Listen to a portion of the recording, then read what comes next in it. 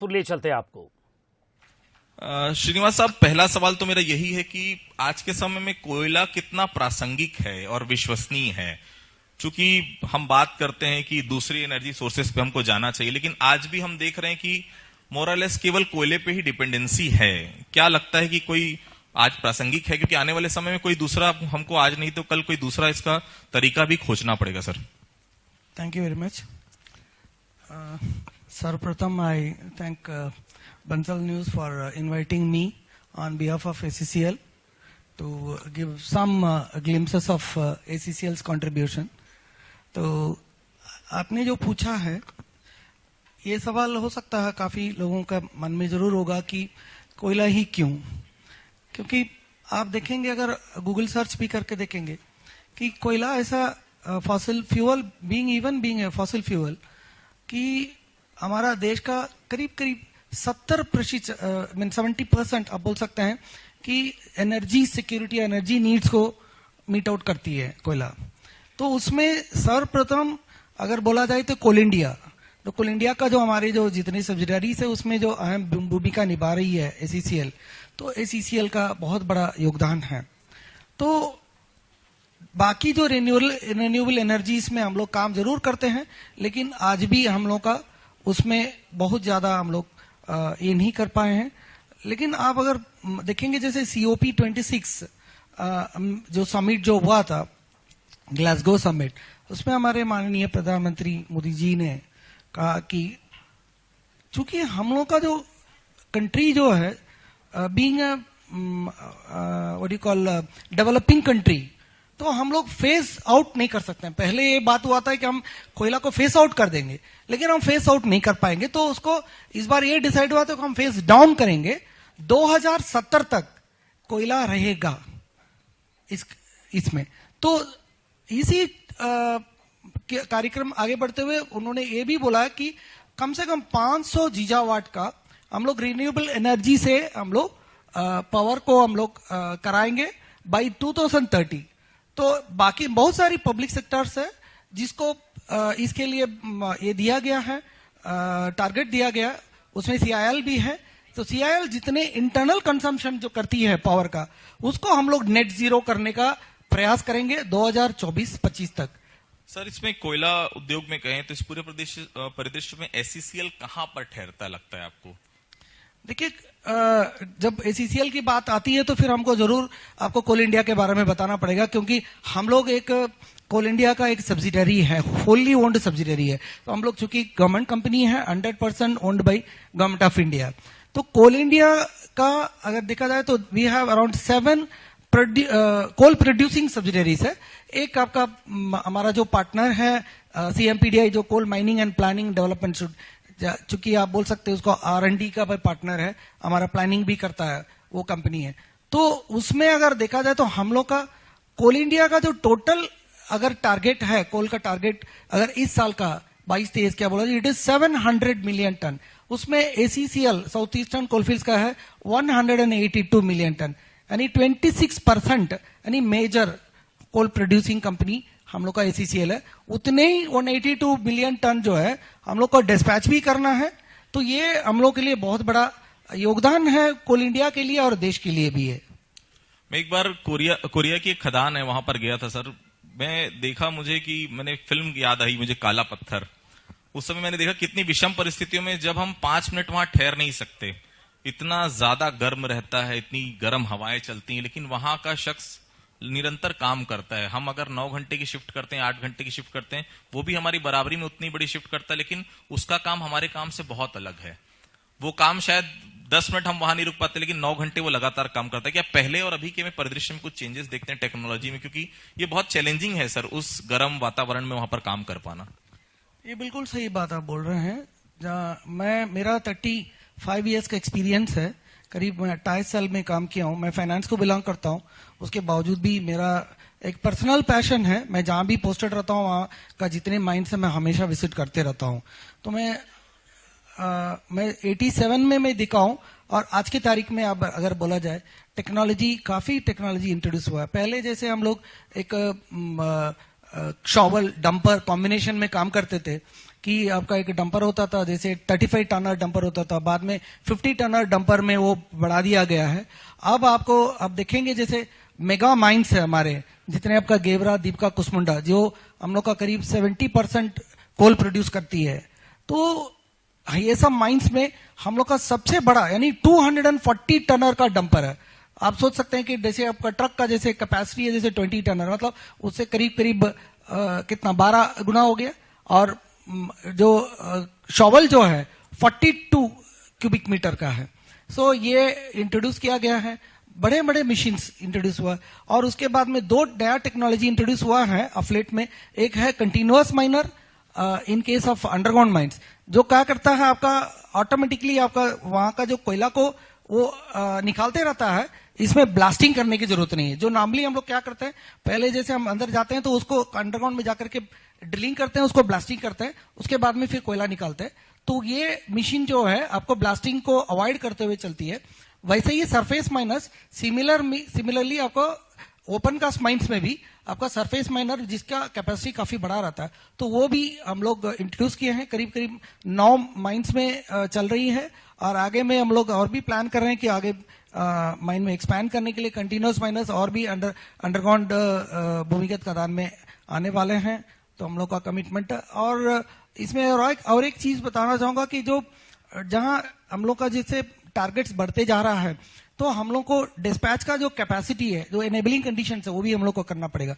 तो इसमें कोल इंडिया ने एक बहुत अच्छा प्रोग्राम लाया है। करीब 3-4 साल पहले से ये चालू हुआ है, जहां 4 मिलियन टन के ऊपर में जो भी माइंस है, उसमें हम लोग एक फर्स्ट मेल कनेक्टिविटी प्रोजेक्ट हम लोग लाए हैं।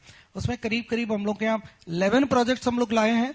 उसमें कुछ नहीं है, राइट फ्रॉम द बिगिनिंग आपका जैसे जहां से कोयला निकलता है, फेस बोलते हैं इसको, पिट हेड से लेकर के आपका जहां तक लोडिंग करते हैं गाड़ी में रेलवे में, तो वहां तक वो बेल्ट से थ्रू आएगा और क्रशिंग होगा, क्रशिंग होकर के ये होगा। इसे एक चीज है कि माइन प्रेमिसेस के अंदर में हम लोग का जो ट्रांसपोर्टेशन होता है ये अवॉइड हो जाता है, और इसे हम लोग का एक एनवायरमेंट कंसर्न को भी हम लोग एड्रेस करते हैं। हम सब लोग यहाँ पर बैठे हुए हैं सर, लेकिन जब भी कोल इंडस्ट्री की बात आती तो आज के लोगों में बात आती है पर्यावरण का बहुत नुकसान होता है। लेकिन देखिए, बिजली जरूरी है, इसमें तो कोई दो मत नहीं, और जब तक कोई दूसरा अल्टरनेट नहीं है तब तक तो कोयला भी जरूरी है। सामंजस्य बहुत मुश्किल होता है सर, क्योंकि कोल अगर निकालना है, निश्चित तौर पर खदानें हैं, अगर वहां पेड़ हैं तो पेड़ों की कटाई होगी, कोई रोक नहीं सकता। लेकिन फिर भी एक अल्टरनेट कोई सामंजस्य ऐसा होना चाहिए बीच में, क्योंकि आपका यूथ, आपके बच्चे पर्यावरण को लेकर बहुत कंसर्न है सर। आज हम सड़क में जाते हैं तो ढूंढते हैं, जब धूप होती तो कोई पेड़ तो मिल जाए, तो कम से कम लाल बत्ती के पहले हम रुक रहे हैं तो कम से कम पेड़ की छांव मिले, वो नजर नहीं आता, जंगल लगातार कट रहे हैं। कोई ऐसी ही बात है सर जो सामंजस्य रखा जा सके इन दोनों चीजों में? ये बात बिल्कुल सही है, जंगल काटना तो किसी को भी अच्छा नहीं लगता है। तो हम लोग भी जो इस कार्य को हम लोग करते हैं, it is for the national interest and energy security of the country. जरूर हम लोग करते हैं, लेकिन हम लोग जितना हम लोग पेड़ काटते हैं उसे कहीं गुना ज्यादा हम लोग ट्री प्लांटेशन हम लोग लगाते जाते हैं। नॉट ओनली हम लोग ट्री प्लांटेशन लगाते हैं, उसको हम रेगुलर मेंटेनेंस भी करते हैं। मेंटेनेंस कॉन्ट्रैक्ट्स भी है, उसको देखने का पक्का ही सारा आपको गवर्नमेंट एजेंसीज है, उसकी मॉनिटरिंग करते हैं। और इसके अलावा जैसे हम लोग का कोई भी प्रोजेक्ट बनता है, उस प्रोजेक्ट के साथ में एक माइन क्लोजर का एक प्लान बनता है। माइन क्लोजर प्लान का मतलब यही है, एक माइन जैसे बनता है, आप लोग जानते हैं कि भाई एक माइन बना, तो माइन बनने के बाद में उसके बाद वो माइन जब क्लोज होता है, उस क्लोजर प्लान में ये लिखा जाता है कि आप एज इट इज, जैसे ही आप लैंड को लिए हैं, ऑलमोस्ट सिमिलर टू दैट, उतनी उस स्टेटस में आप लैंड को वापस देना है। इसके लिए सारा कोशिश होती है, जैसे लैंड रिक्लेमेशन बोलते हैं, लैंड रिक्लेमेशन करते हैं, उसके बाद में उसमें एनवायरमेंटल मॉनिटरिंग करते हैं, और बहुत सारी जो एनवायरमेंटल के जितने एयर क्वालिटी मॉनिटरिंग के लिए भी बहुत सारी हम लोग का मशीन से हैं वो लगे हुए हैं। तो ये सब हम लोग को ऐसे एनवायरमेंटल मेजर्स करते हैं। और हमारे यहाँ जो 2 जगह में आप देखेंगे, हसदेव में है और बिश्रामपुर में इको पार्क हम लोग लगा हुआ है। ये कंटिन्यूस प्रोसेस है। अभी कोरबा में भी हाल ही में एक आपका इको पार्क का प्रोसेस किए हैं, वो भी आने वाला है, कई 2-3 साल के अंदर में वो भी आ जाएगा। तो ये एक एनवायरनमेंट को भी एड्रेस करता है, साथ ही आपको एक टूरिज्म का भी अट्रैक्शन रहेगा। सर, बात ये आती है कि डीएमएफ फंड, जिसके लिए शायद केंद्र और राज्य सरकार हर समय आमने सामने होती है, ये डीएमएफ राज्य, और क्योंकि आप डायरेक्टर फाइनेंस भी हैं सर, तो ये सवाल आपसे बिल्कुल प्रासंगिक भी है कि डिस्ट्रिक्ट मिनरल फंड, जिसको माइनिंग फंड कहते हैं, ये राज्य और केंद्र में आखिर जाता कितना है? क्योंकि बिलासपुर की जनता भी यहां पर बैठी है, तो जानना मैं भी चाहता था बहुत समय से, आज अच्छा हुआ आपसे मुलाकात हुई। ये बंटवारा होता कैसे राज्य और केंद्र के बीच में? देखिए, डीएमएफ क्या है, डीएमएफ और एनएमईटी दो बोलते हैं, दोनों अलग अलग है। There are two funds, one is the district mineral fund which goes to the state, and NMET is the national mineral fund जो है, that goes to the central. तो डिस्ट्रिक्ट मिनरल फंड है, that is 30% of the value of the royalty, तो भी है, and NMET is only 2%। तो 30% major chunk अगर बोला जाए तो वो राज्य को जाता है। अगर मैं एक आपको डाटा देना चाहूंगा कि हम लोग एसीसीएल की तरफ से कि कितना तरह का हम लोग राज्य को और सेंटर को हम लोग को रेवेन्यू जनरेट करते हैं, ये बहुत इंपॉर्टेंट है आज का इसमें डिस्कशन में भी। And being a director finance, हम लोग टोटल लास्ट ईयर में 12,800 करोड़ रुपया स्टेट और सेंट्रल एक्सचेकर को हम लोग पेमेंट किया गया। उसमें सबसे ज्यादा अगर बोला जाए तो अराउंड 6,400 जीएसटी के रूप में, जीएसटी और जीएसटी कॉम्पनसेशन से इसके रूप में दिया गया है, और रॉयल्टी करीब करीब 2,500 करोड़। ये रॉयल्टी तो पूरा आपको स्टेट को ही जाता है और किसी को नहीं जाता। करीब 14% है आपका, जितने भी वैल्यू है कोयला का उसमें 14% जाता है। उसके बाद अन्य टैक्सेस है वो करीब करीब 1,600 करोड़ है, एंड अराउंड 900 करोड़ हम लोग इनकम टैक्स में पेमेंट किए, corporate income tax. So I think we are one of the highest payer of the income tax in the entire state और even in the entire territory. तो ये हमारे लिए बहुत बड़ा ये है योगदान है एसीसीएल के तरफ से। राज्य में एक बहुत बड़ा मुद्दा है भूमि अधिग्रहण, भू विस्थापितों का। जब एसीसीएल जमीन एक्वायर करता है सर, तो क्या प्लान क्या होता है? जो बेनिफिट्स मिलते हैं उनके रोजगार के लिए, क्योंकि जिसकी जमीन ले रहे हैं, जिसकी जमीन पे काम कर रहे हैं या उनको भू विस्थापित वहां से कर रहे हैं, उनके लिए क्या कुछ मेजर प्लान बना के रखता है एसीसीएल? जी, हम लोग जहां तक कॉम्पनसेशन की बात करते हैं, हम लोग लैंड लेते हैं, जितने लैंड लूजर्स हैं उनसे लैंड लेने के बाद ही हम लोग का खदानें बनती है, इसमें कोई दोहरा नहीं है। लेकिन उनको ऑफसेट करने के लिए, कॉम्पनसेशन देने के लिए हमारे यहाँ दो तरह का सोल्यूशन है। One is the RCFT LARR act है, और दूसरा है हमारा खुद का R&R पॉलिसी जो कोल इंडिया की तरफ से बना हुआ है। काफी सरल पॉलिसी है, और हम लोग क्या करते हैं, दो तरह का कॉम्पनसेशन होता है। पहला तो कॉम्पनसेशन ये होता है कि आपका लैंड जितना आपका जा रहा है उसके जो कॉम्पनसेशन है एज पर दी लॉर एक्ट, या आपका स्टेट में जो भी कॉम्पनसेशन है जो हायर है वो हम लोग देते हैं उसको उनको। उसके बाद उस लैंड में अगर आपका पेड़ है, पौधे हैं, कुएं हैं, आपका उसमें अगर घर है, उसका भी स्टेट में आपका दिया हुआ है कि रेट्स के हिसाब से हम लोग उनको कॉम्पनसेशन देते हैं।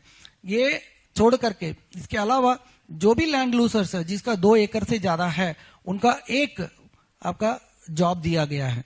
अभी तक का जितने करीब करीब इस करंट ईयर में हाल ही में हम लोग 600 जॉब्स ऑलरेडी हम लोग अलॉट कर चुके हैं। ये इसके अलावा अगर बोला जाए तो जो लैंड लूजर्स है वो दूसरी जगह में जा करके जहां पर इनका सेटलमेंट करेगा, जिसको रीसेटलमेंट साइट बोलता है, उस साइट में भी हम लोग जाकर के उनको जितने बेसिक कम्युनिटीज है वो सब भी हम लोग बना के देते हैं। रोड्स है, कल्वर्ट्स है, आपका स्कूल्स है, मंदिर है, ये सब भी बना के देते हैं। ये पूरा प्रावधान है हम लोग का टोटल कॉम्पनसेशन के इसमें। ये हम लोग क्या करते हैं, रेगुलरली जो ग्राम पंचायत है, कंसर्न कलेक्टर्स है, उनके साथ में रेगुलर डिस्कशन होता है। उसके बाद में ये चीज को फाइनल किया जाता है। एक आम आदमी का सवाल है, शादियां हुई लोगों के घर में, बाहर जाना पड़ता है तो भाई ट्रेनें नहीं चल रही हैं, ट्रेनों को रोककर मालगाड़ियां चल रही हैं।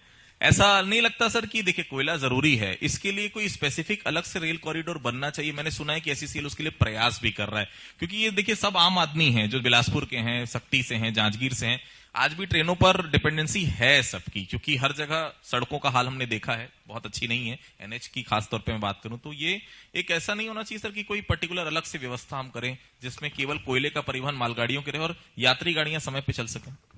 एक्चुअली आप देखेंगे कि हम लोग का जो कोल प्रोडक्शन मल्टीपल वे में बढ़ते जा रहा है, टारगेट्स, ऐसा नहीं कि कल हम 142 किए तो इस बार हमको 182 करना है, ऐसा नहीं कि 140 की जगह में 145 10% बढ़ाया या 5% बढ़ाया, नहीं है। तो मल्टीपल वे में वो बढ़ाया जा रहा है।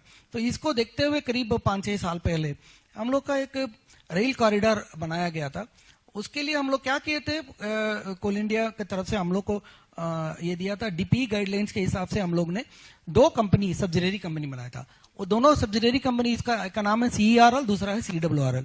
तो इसमें सबसे बड़ा इक्विटी था हमारा 64% का, और इरकॉन भी हमारे पार्टनर है उसमें 26% का, और CSIDCL जो छत्तीसगढ़ गवर्नमेंट है 10% पार्टनर है, जो लैंड देता है हम लोग के लिए उस कंपनी में। तो इसमें हम लोग क्या किया है, पर्टिकुलरली कुछ पर्टिकुलर जैसे रायगढ़ का है, करसिया से जरमजेगढ़ का है, अराउंड 74 किलोमीटर का रेल लाइन बिछाना, उसके बाद में फिर कोरबा तक का बिछाना second line, and then third one is Gevra Road to Pendra road.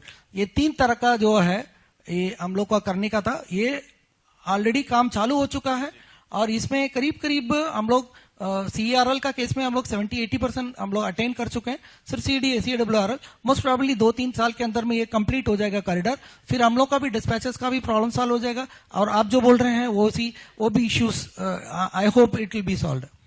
Bilaspur की जनता ये जानना भी चाह रही है सर कि CSR एक्टिविटी करती बहुत है, सभी कंपनियां बताती कि हमने CSR मद में वहां की लोकल जनता के लिए ये किया है, स्कूल बनाई, कॉलेजेस बनाए, बहुत सारी एक्टिविटी में हमने पैसे खर्च किए। CSR एक्टिविटी के बारे में जानना चाह रहे हैं सर कि SCCL आखिर CSR एक्टिविटी में करता क्या है, क्योंकि ये सभी आप ही के लोग हैं बिलासपुर के, कम से कम इनके सामने बताइए कि क्या क्या SCCL ने अभी तक एक CSR एक्टिविटी के जरिए किया है। देखिए, कॉर्पोरेट सोशल रिस्पॉन्सिबिलिटी, ये जो कॉर्पोरेट सोशल रिस्पॉन्सिबिलिटी है, ये एक रेगुलेशन है कंपनीज एक्ट के तौर पर सेक्शन 135 का। तो इवन कॉर्पोरेट सोशल रिस्पॉन्सिबिलिटी आने के पहले से भी हम लोग कम्युनिटी डेवलपमेंट के नाम से हम लोग करते थे जितने भी है। तो मैं हमेशा एक संस्कृत का वर्ड हम याद रखते हैं हमारे कंपनी के इसमें, तो वसुदेव कुटुंबकम बोलते हैं, the entire earth is my family. तो हम समझते हैं कि even in SCCL we feel the entire people, the stakeholders are our family. तुम्हारे customer, our consumer, our villagers, और लैंड लूजर्स, जितने भी लोग हैं, even the media, everyone is our family. तो हम लोग सबको लेके चलते हैं इसी सिलसिले में। तो CSR का एक्टिविटीज हम लोग काफी कुछ किए हैं। जहां तक लास्ट 3 इयर्स की बात मैं बोल सकता हूं, मैं बहुत सारा डिटेल नहीं दे पाऊंगा। ये सारी डिटेल हमारे, अगर आप SCCL का साइट में जाएंगे तो हमारे साइट में आपका एनुअल रिपोर्ट है, तो एनुअल रिपोर्ट में जाकर के आप डाउनलोड कर सकते हैं। उसमें देख सकते हैं कि CSR का पूरा रिपोर्ट मिलेगा। उसमें करीब करीब 202 करोड़ का लास्ट 3 इयर्स में हम लोग ने काफी बड़ा काम किया है CSR में, काफी हेल्थ में, एजुकेशन में, सब में। प्री फैब्रिकेटेड टॉयलेट्स हम लोग बनवा करके दिए हैं रेलवे स्टेशन में, और उसके बाद कुछ स्वच्छ स्कूल अभियान हम लोग चलाया है, स्कूल्स में हम लोग टॉयलेट्स बनवाया है। और उसके बाद में अगर अभी हाल ही में हम लोग सीपट के साथ में कोरबा में और एक जगह में मिल करके करीब अराउंड 1000 यूथ का हम लोग ट्रेनिंग दिलवाया, and most of the people they have got good jobs, good placements. तो ये एक बहुत बड़ा मैं तो समझता हूँ बहुत बड़ा योगदान है। और कुछ smart classes, 500 numbers of smart classes government schools में किया। और ये जितने भी CSR का काम लोग जो करते हैं, इसका हम लोग नॉर्मली एक असेसमेंट करते हैं, नीड बेस्ड असेसमेंट करते हैं, और असेसमेंट करने के बाद में रेगुलर लोकल जो जितने रिप्रेजेंटेटिव्स है उनसे भी डिस्कस किया जाता है, और लोकल रिप्रेजेंटेटिव्स, लोकल लोगों का भी उनका प्रायोरिटीज को भी हम लोग ले करके फिर हमारी जो एक CSR का कमिटी है, उस कमिटी के तौर पर हम लोग इसको पुटअप करते हैं। क्योंकि since we are a government company, we are also guided by certain principles and rules and regulations. तो हम लोग को उस हिसाब से फिर हम लोग को चलना पड़ता है। भले हम लोग को थोड़ी देर में चलती है, लेकिन हम लोग का काम जरूर होता है। और जितने भी हम लोग का CSR में हम लोग काम करते हैं, जो एक्ट बोलती है 2% of the net profit of the last 3 years average में, तो उससे ज्यादा ही हम लोग करते हैं। पिछले लोकसभा चुनाव में एक बहुत बड़ा एक पंच लाइन आया था, अब की बार 400 पार। मैं SCCL के दफ्तर गया तो वहां मुझे पढ़ा मैंने कि अब की बार 200 पार। तो ये मोदी जी से इंस्पिरेशनल है 200 पार की, आपका कोई टारगेट है? क्योंकि वर्ड्स वही थे, अब की बार 200 पार। एक्चुअली सर, हमारे मुखिया जो हैं, हमारे CMD सर माननीय श्री डॉक्टर PS मिश्रा साहब, जिन्होंने अभी हाल ही में about 8 months back he has taken charge of SCCL, तो I think after he has taken charge, हम लोग को जो टारगेट मिला था गवर्नमेंट की तरफ से 182 मिलियन टन हमको करना है, जो कि हम लोग किए थे कितना लास्ट ईयर 142, मतलब 40 मिलियन हमको ज्यादा करना है, तो that is a very huge target. लेकिन उनका कहना है कि हम एस्पिरेशनल टारगेट रखेंगे, मतलब हम 200 करेंगे। गवर्नमेंट हमको 182 बोला, हम लेकिन हम 200 कर दिखाएंगे। ये कमिटेड है हम लोग कि करना है, क्योंकि आप देखेंगे कि अभी भी इस बार जो मानसून जो एक्सटेंड हुआ है, इवन 2 दिन पहले तक भी मानसून था, तो आप लोग जानते हैं कि मानसून में ओपन कास्ट माइंस बिल्कुल काम करता नहीं है, बहुत सारी इश्यूज रहता है वहां पर। तो लेकिन हम लोग चूंकि हम कमिटेड है, तो ये चीज आपका लाइन जो दिख रहा है, तो ये हम लोग के लिए मैं बता रहा हूं, it is a vision document from our leader doctor PS Mishra, और हम लोग we are all committed from our ACCL and we will do it.